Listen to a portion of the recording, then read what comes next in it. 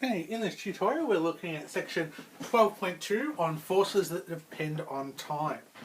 For forces dependent on time t, velocity v or displacement x, then our constant acceleration formulas just don't work. Okay, so we can't use those. So they're the ones where we've got our a, u, v, t and x. Okay, they're what we call our constant acceleration formulas. Of course, now we're saying that they can change around. Okay, because our forces depend on time. Okay, for this section, what we do is we actually represent acceleration as x with two little dots above it. Okay, it just indicates a variable that represents differentiation with respect to time. Okay, so we just need to make sure that we're using that, not our a, all the time. And the good thing too is if we're using our a for our constant acceleration formulas, then using our x with our two dots mean that we are talking about our variable forces. Okay, so we say a is equal to x with our two dots, which is equal to dv dt equals f of t on m. Well, that's our function for our force that's dependent on time, and m is our mass.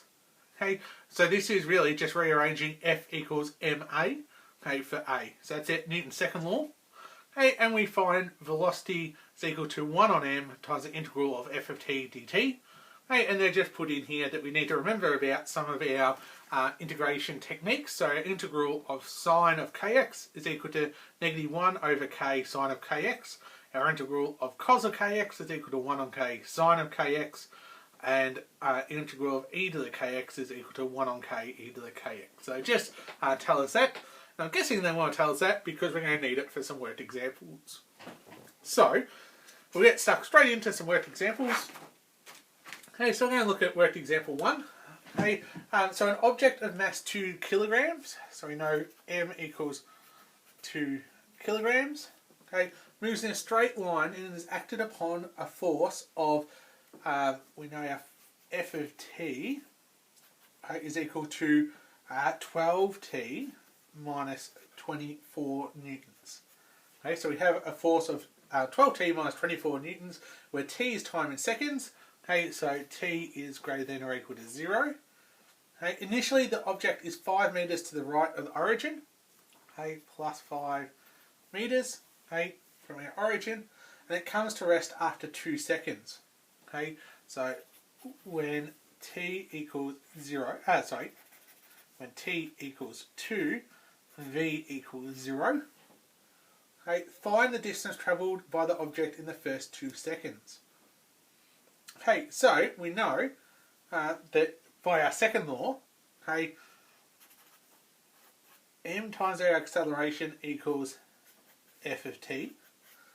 Okay, we know that, as we said, m equals 2, okay, and we know f of t is equal to our 12t minus 24 that we knew. Okay, so that means that we get 2 times our acceleration is equal to our 12t minus 24. Okay, so our x, okay, is also equal to our dv dt. Okay, so we can say x is equal to dv dt, okay, which we're going to want in a second, and that's going to equal, well, if we divide by 2, then we're going to get 6t minus 12. Okay, so that means if we want our velocity, okay, well, we need to integrate our f of t. So we can say our velocity is equal to our integral of our 6t minus 12 dt.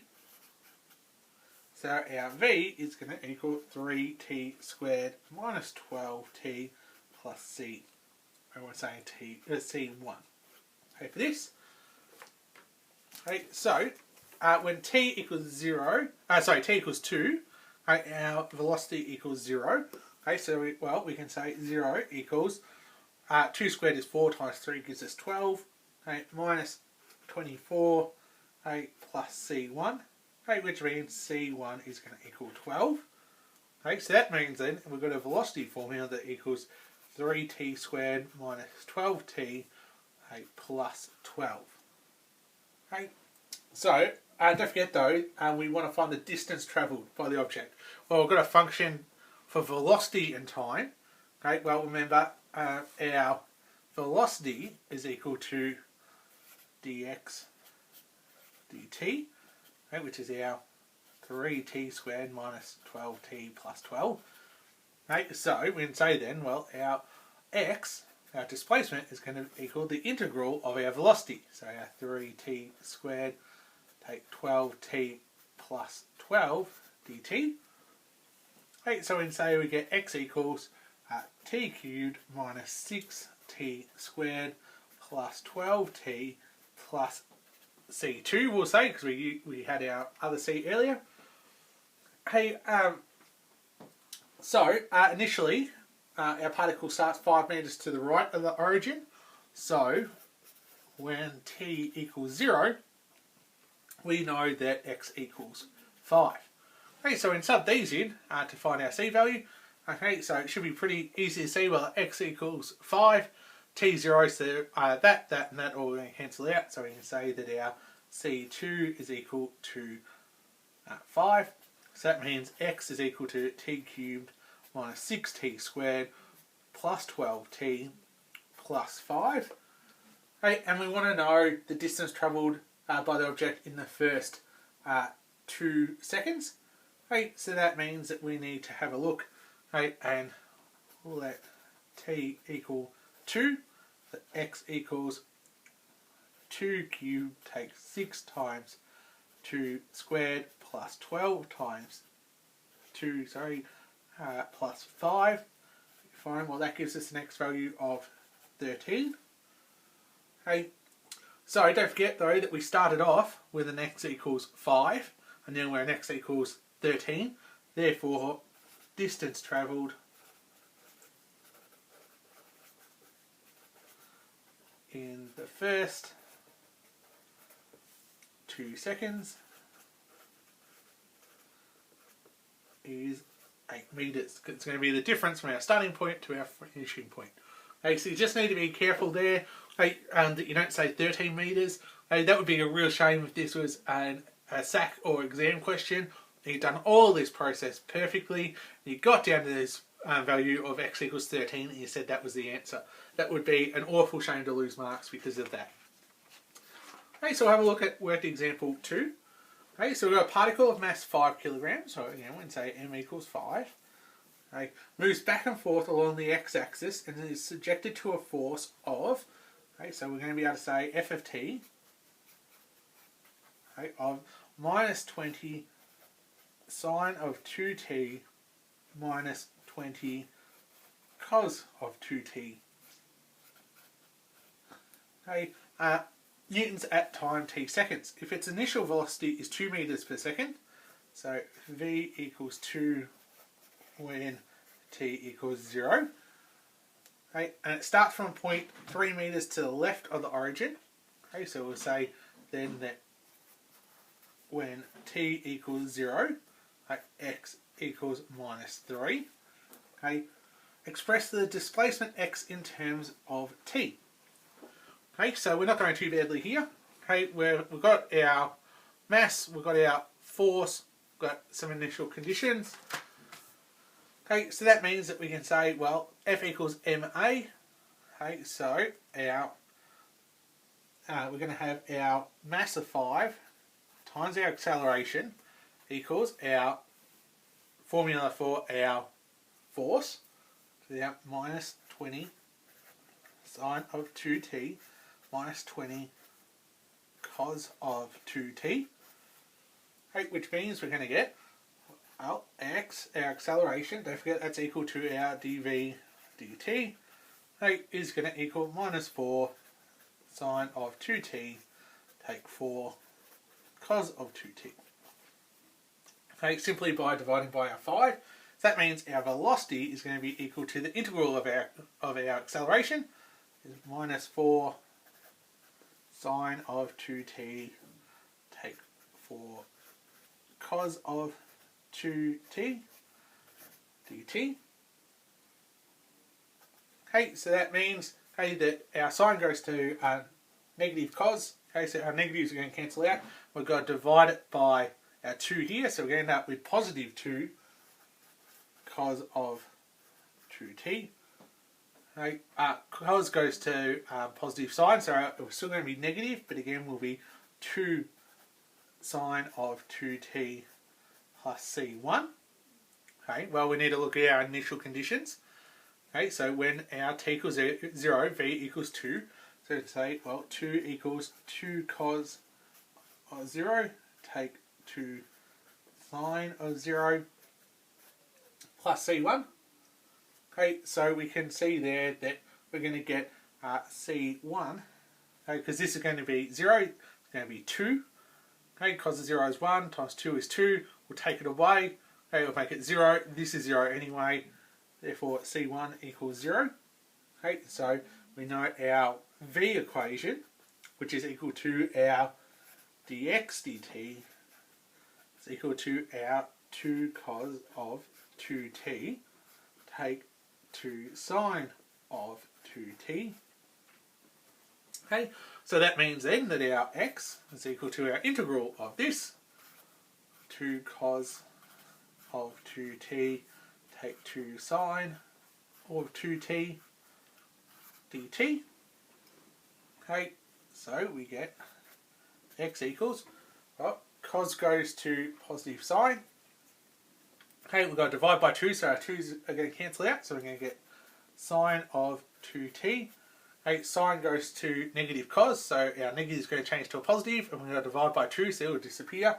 Make it plus cos of 2t plus c2. Hey, but we also know, hey, that when t equals 0, x equals negative 3. So we can say negative 3 equals sine of 0 plus cos of 0 plus c2. Okay, well that's equal to 0, that's equal to 1, so c2. Okay, we've got to take away our 1, so our c2 is going to be minus 4. Okay, so that means that our function x of t was equal to our sine of 2t plus cos of 2t minus 4, which as required. Okay, we need our function for our displacement. Okay, so we'll keep moving on and we'll have a look at worked example 3. Okay, so this time we're talking about a car whose mass is 1600 kilograms, so m equals 1600. Okay, is moving along a straight road at a speed of 90 kilometers an hour. So we know v equals 90. Okay, when the driver brakes, the braking force, okay, so this will be our f of t, is equal to 32,000 minus 12,800 t, where t is the time in seconds after the driver applies the brakes. Okay, part A, we've got to find the time after which the speed of the car is reduced to 57.6 kilometers an hour. Sorry. So we need to say again, well, our acceleration, okay, or our mass times our acceleration, okay, is actually equal to negative f of t because we're slowing down. Okay, so that means, okay, but because we've got our braking force, okay, it opposes our motion, so that's why we're saying that. Okay, but when we start to do this, we know that that's our force that we are working with, so we just need to switch our signs on that. So our mass is 1600, okay, times our acceleration is equal to 12,800 t minus 32,000. Okay, so we just need to switch the signs on that. Okay, and we know that our x of t, so our x is equal to our dv dt. Okay, divide by our 1600, okay, gives us 8t minus 20. Okay, so nice equation there. So we can say, well, our v is equal to our integral of our 8t minus 20. So v is equal to 4t squared minus 20t plus c1. Okay, so we need to use our initial conditions. Now what we need to do is actually convert our kilometres an hour to metres per second. Okay, so to do that we divide by 3.6. Okay, so we go 90 over our 3.6. Okay, it gives us a value of 25. Okay, so when t equals 0, v equals 25. Okay, so we get 25 is equal to, well, it's going to be, these are all going to cancel out, okay, because t is 0, so that's going to disappear, this is going to disappear, so we can get 25 for our C1 value. Okay, so we can then say we've got an equation for v, which is equal to 4t squared, okay, minus 20t, okay, plus 25. Now remembering that our we need to find, okay, the time at which the speed of the car has been reduced to 57.6 kilometres an hour. Okay, so we want when v equals 57.6 kilometres an hour. Okay, so that's when we want to convert. Okay, so it's a velocity of, when we divide our 57.6 over our 3.6, we get 16. Okay, so we say 16 equals our 4t squared minus 20t plus 25. Okay, so we can say then, well, we've got 4t squared minus 20t, okay, plus 9 equals 0. Okay, we can factorise that to be 2t minus 1 and 2t minus 9 equals 0. Okay, so therefore our t equals our half, okay, or 9 on 2. Okay, well, we're slowing down. Okay, so we can't be talking about this one. Okay, it's just when we look at our velocity here, okay, it's going to be a quadratic. Okay, so it's going to go down and then come back up. Okay, well, we know that's actually in reality not going to happen because we are actually going to be slowing down to a stop and then just stopping. Okay, so we disregard this one, so we say therefore t equals a half. Okay, and we also need to find our distance travelled in this time. Okay, well, don't forget our v equals dt dx.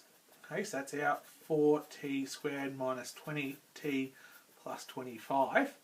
Okay, so our x equals our integral of that, okay, of our 4t squared minus 20t plus 25 dt. Okay, so our x is going to equal 4t cubed on 3 minus 10t squared plus 25 t plus c2. Okay, so what we need to do as well, we need to find the distance travelled from when we first started braking. Okay, so we need to assume that when t equals 0, our displacement is 0. Okay, so when t equals 0, x equals 0. Okay, which means when we set t to 0, all these terms drop out and our x is 0, so therefore our c2 equals 0. Okay, so what we need to do then, okay, is we just need to sub in, okay, our half. Okay, so to work out our displacement, okay, we just set t equals to a half, so x equals 4 on 3 times a half cubed minus 10 times a half squared plus 25 times a half, okay, which gives us a value of 10 and a 6 metres. Okay, which is how far we're going to have travelled since we started braking.